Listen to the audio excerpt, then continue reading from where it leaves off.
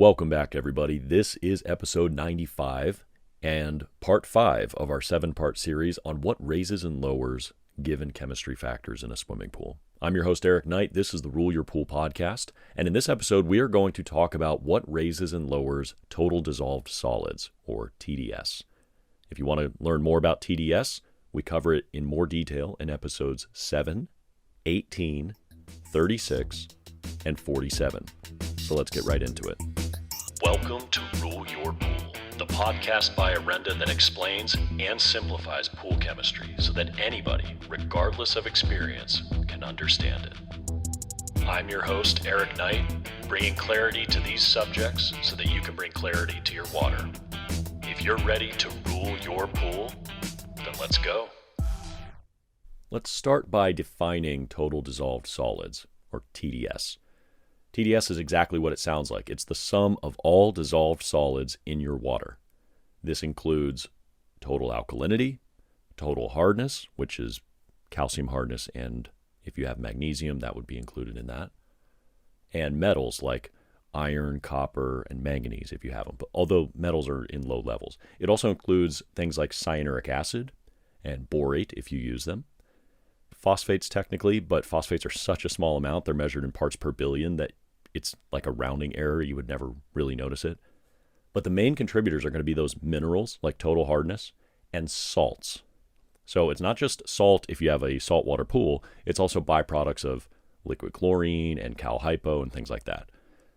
And one common myth that we hear about TDS is that it contributes directly to cloudy water or turbidity. That's technically not true, because all these solids we're talking about, if they're going to be measured on TDS, they are dissolved. They're invisible.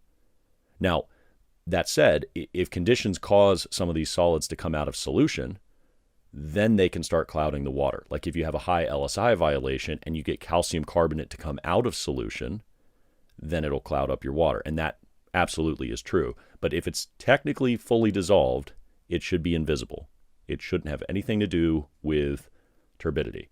And another myth that we see about TDS actually comes from the textbooks. Yes, it's our opinion that it's a myth, but we've done a lot of research on this, and we have not found any evidence to suggest that the textbook parameters for TDS make any sense. What they say, depending on the book you read, you can't go over 1,500 parts per million of TDS over your tap water. Well, boy, isn't that nebulous. What if you have really high TDS out of your tap? What if you have super high hardness and super high alkalinity out of your tap, or well water with a lot of metals in them? It's still 1,500 for you, as opposed to the city water that has almost nothing in it?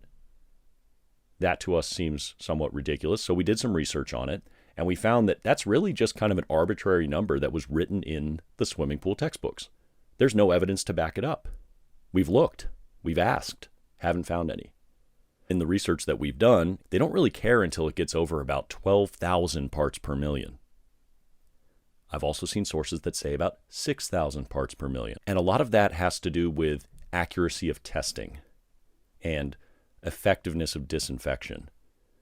Now, I'm reading this from multiple different sources. They don't all agree. I'm not going to pretend that there's unanimous consent on what TDS should be. I'm just relaying what's out there to you and simplifying it. But the idea that you can't go over 1,500 parts per million over your tap water doesn't make sense. Now, I want to be very clear about this. It does matter what in your TDS is high. So for instance, you may have a saltwater pool with 3,600 salt and 400 calcium and 60 alkalinity, and you're doing it the Orenda way. Everything's good. Everything's awesome. But you have 100 cyanuric acid for some reason. Okay, that's not the Orenda way. That cyanuric acid is the reason you would need to dilute your water.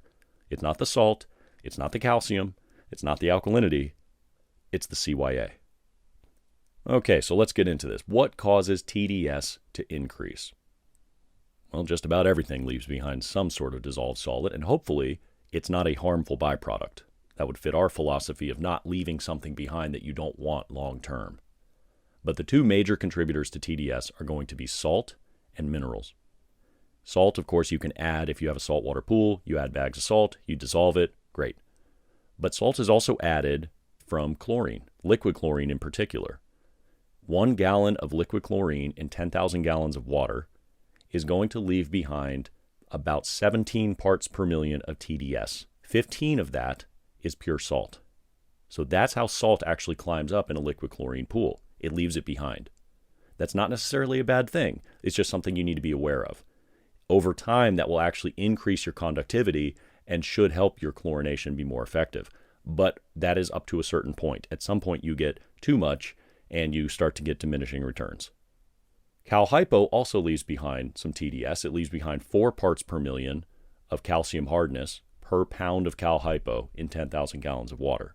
It also leaves behind some salts. I don't know the exact amount. I couldn't find that when I was researching for this episode, but I'm sure it's out there somewhere. If you raise your total alkalinity, yes, your TDS also goes up. If you raise your calcium hardness, TDS goes up, etc. But these are all generally pretty small levels. A couple hundred here, 50 there, 10 or 20 here. It's not a major change to your TDS like salinity would be.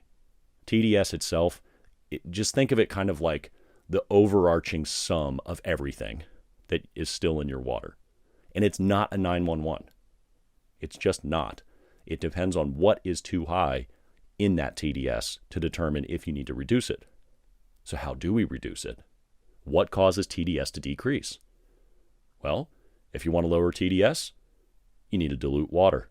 And you need to replace that water with a lower TDS fill water, whether that's your tap or rain and snow. That's pretty much it. We talked about in episode 93, if you really had to reduce calcium hardness, you could throw soda ash in there deliberately to precipitate calcium carbonate, and then you could vacuum that to waste. Technically, that would also reduce your TDS, but it's kind of a pain to do. We don't recommend it. So just think dilution is the solution. Another way you could do that, and going back to the previous episodes, I guess I forgot to mention this, you could do RO filtration, reverse osmosis filtration. That'll take just about everything out. TDS, cyanuric acid, calcium hardness, total alkalinity. I should have mentioned that in earlier episodes, but they're already done, people. They're already done. I can't go back now. We have to move forward as an audience. I'm sorry, I forgot reverse osmosis filtration. That is another way to do it. So in short, in summary, TDS is the grand sum total of everything dissolved in your water, and it does not contribute to water clarity issues unless those solids come out of solution. The main contributors are salts and minerals. If you want to raise it, put more stuff in your water. If you want to reduce it, dilute water. Pretty easy episode, huh? Less than 10 minutes. I'm feeling pretty good about this. This has been episode 95, part 5 of 7. Only 2 more to go. Thanks for sticking with us. I'm your host, Eric Knight. This is the Rule Your Pool podcast. If you have questions, reach out to us on our email, podcast@orendatech.com, or visit our help center, ask.orendatech.com. Thanks for your time. See you next week. Thank you for listening to Rule Your Pool, a podcast by Orenda Technologies. For more information on what we discussed in this week's episode, check the links in the description or visit www.orendatech.com. I hope you find this show valuable enough that you tap that subscribe button and share it with your friends. You can also like us on Facebook and social media. And with our help, you'll be able to rule your pool without over-treating it with chemicals and wasting money. I'll see you next episode.